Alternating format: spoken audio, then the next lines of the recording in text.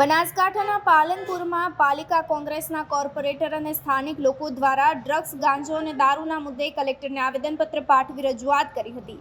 શહેરમાં ડ્રગ્સ અને દારૂ, ગાંજો અને વિવિધ જગ્યાએ વેચાણ થતા મહિલાઓને કલેક્ટર કચેરી સામે રોષ ઠાલવ્યો હતો। ખાસ કરીને શહેરમાં એક્ટિવા પર ડ્રગ્સ, દારૂ અને ગાંજાની હોમ ડિલિવરી થયા હોવાના આશાબેન રાવલે આક્ષેપ કર્યા છે।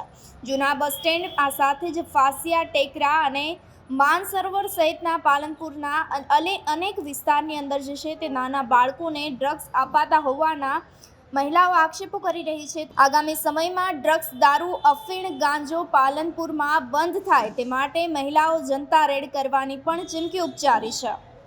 અમે અગાઉ 2014, 15, 16, 17માં પણ વ્યસન મુક્તિ માટે બહુ મોટું આંદોલન ચલાવ્યું હતું ગુજરાત ક્ષત્રિય ઠાકોર સેનાના માધ્યમથી।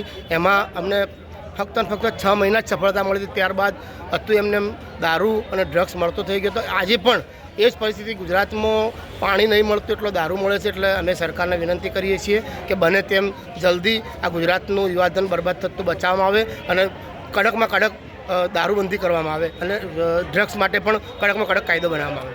અગાઉ શું કાર્યક્રમ રહેશે? આ અમારે કોંગ્રેસ પાર્ટીનો કાર્યક્રમ છે, એટલે અગાઉ એમનો જે કાર્યક્રમ અમારો છે અમારા પ્રમુખ સાહેબ નક્કી કરશે। કેટલા દિવસ આ કાર્યવાહી સાહેબ, આ ઝુંબેશ અમારી 1 મહિનાથી ચાલે છે સાહેબ? ડરો છો? કઈ નથી થયું સાહેબ। જીવનભાઈ સાહેબ, તમારા ઉપર દબાણ હોય તો અમને કઈ અમે તમને એક જ વસ્તુ પૂછી કે આ ઝુંબેશ 1 મહિનાથી ચાલી રહી છે, બરાબર? અત્યારે ન છૂટકે અમારે ફરીથી મહિલાઓ સાથે આવેદનપત્ર નથી સાહેબ। એક મહિલાઓની દુખતી નસની આ રજૂઆત છે ને એના માટે જવાબદાર સરકાર છે। આ સરકારમાં હપ્તાઓ બંધ થશે તો જ આ બધું બંધ થશે, બરાબર? પણ આ અંગે આપણે અત્યારે આ ઝુંબેશ ઉપાડ્યા પછી અત્યાર સુધી શું કાર્યવાહી કરી, અમને એનો રિપોર્ટ આપો। આ પોલીસ તંત્રમાં એસપી ને પૂછીને અમને રિપોર્ટ આપો। અમે ત્યાં સુધી અહીંયા આગળ બેઠા છીએ, શાંતિથી પૂછો, અમે રાહ જોઈશું। શું રજૂઆત કરવા આવ્યા છો? અમે જિલ્લા કલેક્ટર ઓફિસે રજૂઆત કરવા માટે આવ્યા છીએ કે દારૂ અને ડ્રગ્સ અને બંધ કરાવે। અને અમે સરનામું ચીક્કી આપીએ છીએ કે જૂના બસ સ્ટેન્ડ અને અંદર જે ખંડેર પડ્યું છે તે એ ખંડેરનામાં અને ડ્રગ્સ વેચે છે। 50 રૂપિયામાં પૂરીઓ પણ આપે છે, બપોરના ટાઈમે છોકરાઓના રિસેસના ટાઈમે આપે છે।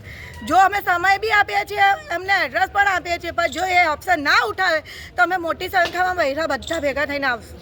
શું નામ આપનું? દીપિકાબેન। સાહેબ, સૌથી શરમજનક તો એ છે કે હવે તો મંદિરોની અંદર વેચાવા માંડ્યું, મેડિકલોની અંદર। આ અંગે મેડિકલ એસોસિએશનની બી આપણે એક મીટિંગ કરવી જોઈએ અને જો પણ મેડિકલ સ્ટોરની અંદર આ વેચાણ નશીલા પદાર્થનું કે પેલા કફ સિરપના નામે વેચાણ થતું હોય તો એના પર બી કડક કાર્યવાહી કરવામાં આવે એવી આપણે વિનંતી છે। અને બીજું સાઈડથી લઈ આવી હતી, બજારમાં મળે તો એમને મારે પણ કરી અને ત્યાં ગાડી એ માણસો બેઠા હતા પણ એ દિવસ હું ગઈ એટલે એ માણસો રપુ ચક્કર થઈ જાય। જે ખંડેર પડ્યું છે ને ત્યાં ગાડી ડ્રગ્સ મળે છે। અને બીજું કે એનાથી બી એક ભાઈ કે જ્યાં આપણે પાસિયા ટેકરા જ્યાં પેલા ફોસી આપતા ત્યાં બી એક ભાઈ ડ્રગ્સ આપવા છોકરાઓને, સ્કૂલના છોકરાઓને આવે છે, પણ એ કયા સમયે આવે એ સમય મને ખબર નથી પણ ત્યાં ગાડી જૂના બસ સ્ટેન્ડમાં આ બધું બહુ ચાલી રહ્યું। છોકરાઓ, નાના છોકરાઓને ડ્રગ્સ આપે છે 50 રૂપિયા। અમે કલેક્ટર ઓફિસે રજૂઆત કરી છે, જો અઠવાડિયામાં ઓપ્શન નહીં લે તો અમે મોટી સંખ્યામાં આવશું।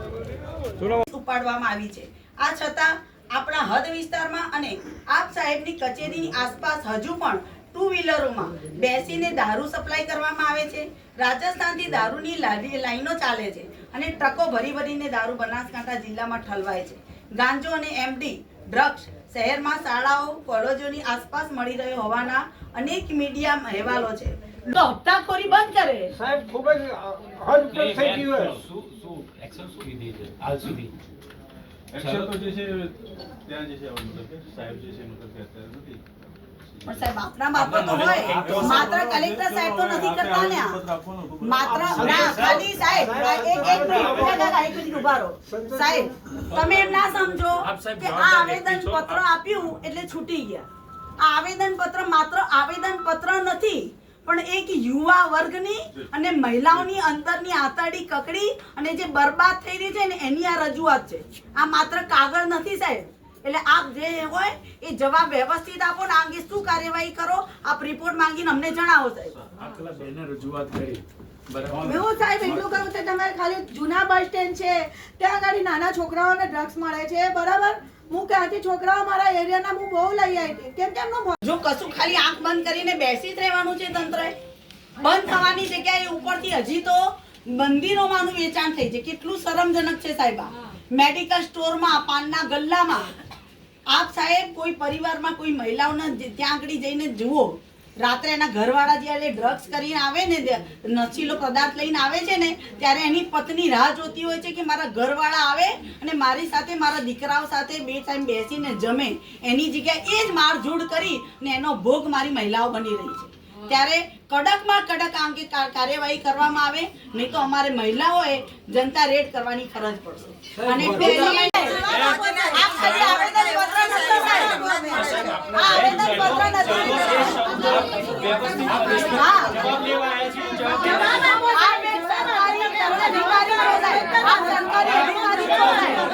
ચલો ચલો એ વ્યાજબી શબ્દ નથી.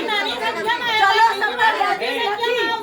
તમે રિપોર્ટ માંગો, અમે અહીંયા બેઠા છીએ. બરાબર? અમે અહીંયા બેઠા છીએ, આપણી રિપોર્ટ માંગાવો. એક જરૂરિયાતની સાઈડ પર પૂછી જવું. આ ડ્રગ્સ સાથે સંલગ્ન છે. જો અધિકારી સાહેબનો જવાબ ચલો હોય, ના ના, અમે અહીંયા બેઠા. તમે ચાલો કહી દીધું, ચલો નહીં ચાલે સાહેબ. તમે સમજો છો સાહેબ? આપ સમજો છો સાહેબ? ચલો એટલે શું સાહેબ? આપ અમે જવાબદારી કાગળ કરીએ. આ માત્ર કાગળ નથી સાહેબ. આપના બાબતનો વ્યવસ્થિત જવાબ આપો. અમને રિપોર્ટ મંગાવો, આપ રિપોર્ટ મંગાવો, અમે એની વેટ કરીએ છીએ. ત્યાં સુધી અમે નહીં જઈએ અહીંયા. બરાબર? અમે અહીંયા બેઠા છીએ. બેસી જાઓ, બધા બેસી જાઓ. ના સાહેબ, આ વસ્તુ વ્યાજબી નથી. આપણી જવાબદારી ભાઈ, એક મિનિટ આપો. એક તેરી તાનાશાહી નહીં ચલેગી, નહીં ચલેગી. સરકાર તેરી તાનાશાહી નહીં ચલેગી, નહીં ચલેગી. के नाम पे हल्ला बोल, हल्ला बोल. माफियाओं के नाम पे हल्ला बोल, हल्ला बोल. ड्रग्स के नाम पे हल्ला. બેનર ઊંચા કરજો ભાઈ, એક વખત હા, બેનર ઊંચા કરો, બરાબર છે, બધા દેખાય. પત્રકારો બધા લઈ લે. કે કેટલા સમયથી કોંગ્રેસ દ્વારા દારૂબંધી અને જે ડ્રગ્સ બેફામ અત્યારે હજી મેડિકલોમાં, પાનના ગલ્લા પર ડ્રગ્સ કે નામ पे हल्ला बोल, हल्ला बोल. माफियाओं के नाम पे हल्ला बोल, हल्ला. બપોરના ટાઈમે છોકરાઓને ડ્રગ્સ મળે છે. હું 10 થી 15 છોકરાઓ હું પકડીને લાવી હતી. હું બધાના મા બાપને પણ, બરાબર. એટલે સાહેબ વિનંતી કે બપોરના ટાઈમે 2-2:30 વાગ્યાના તમે ખંડેર જેવું જે પડ્યું છે એને ત્યાં તમે તપાસ કરશો તો તમને જરૂર મળશે. કોઈ મળશે. અને રાત્રે 11:30 વાગે पुलिस के नाम पे हल्ला बोल, हल्ला बोल. पुलिस के नाम पे हल्ला बोल, हल्ला